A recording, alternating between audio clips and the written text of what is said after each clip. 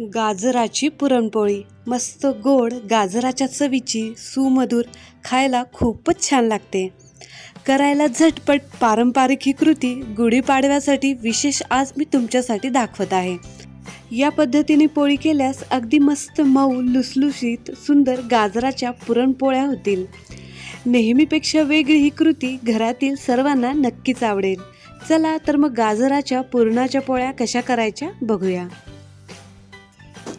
सुरुवातीला पुरण करूया.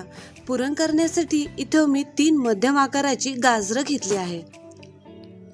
याची सगळी साल काढून घेऊया. यानंतर याला अशा प्रकारे चिरून घेऊया. या गाजराच्या तुकड्यांना कुकरमध्ये 1 शिट्टी होईपर्यंत शिजवून घेऊया.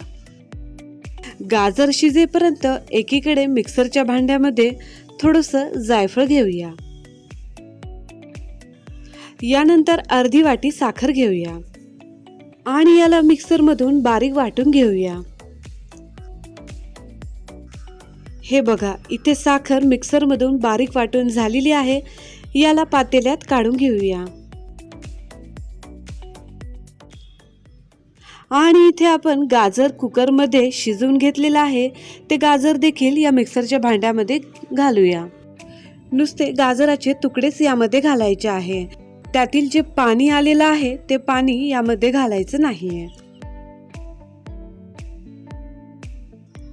नंतर त्याच मिक्सरच्या भांड्यामध्ये साखर ज्या वाटीनं घेतली आहे त्याच वाटीनं किसलेलं सुकं खोबरं घेऊया 1 वाटी. आता हे दोन्ही जिन्नस मिक्सरमधून वाटून घेऊया.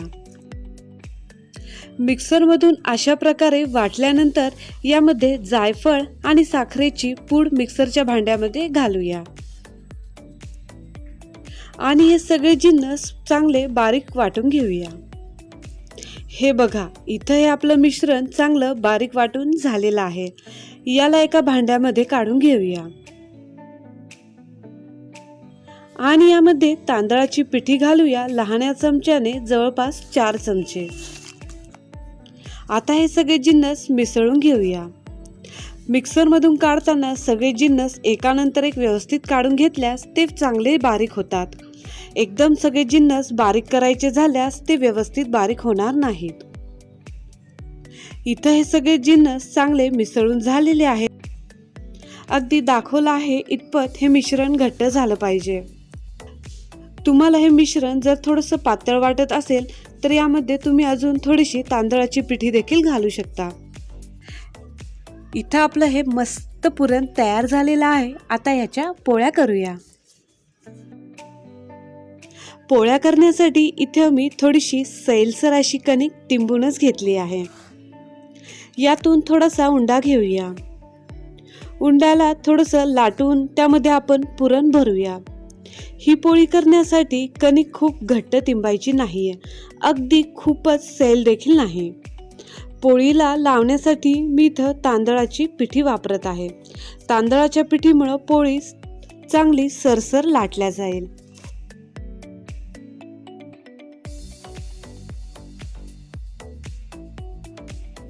उंड्यामध्ये पुरण घातल्यानंतर हळूहळू पोळी लाटायची आहे.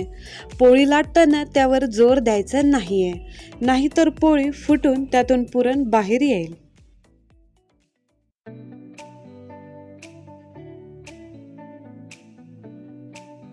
आपली इथं पोळी लाटून झालेली आहे. पुरण देखील सगळीकडे मस्त पसरलेलं आहे. याला भाजून घेऊया.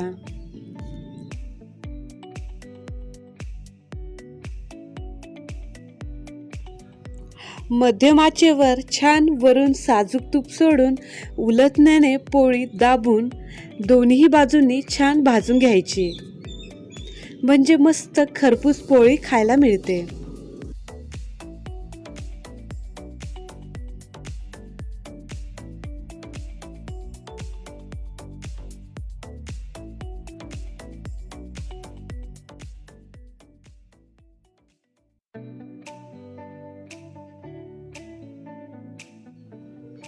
हे बघा, इथे मस्त पोळी भाजून झाली आहे.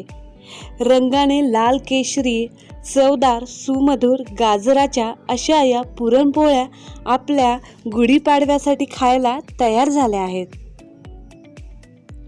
गोड गाजर सोबत मस्त खोबरं, साखर आणि मंद असा जायफळाचा वास. अशा या चवदार पुरणपोळ्या तुम्ही नक्की करून बघा. सोबतच आपल्या या वाहिनीला सबस्क्राईब नक्की करा. व्हिडिओ पूर्ण पाहिल्याबद्दल खूप खूप धन्यवाद.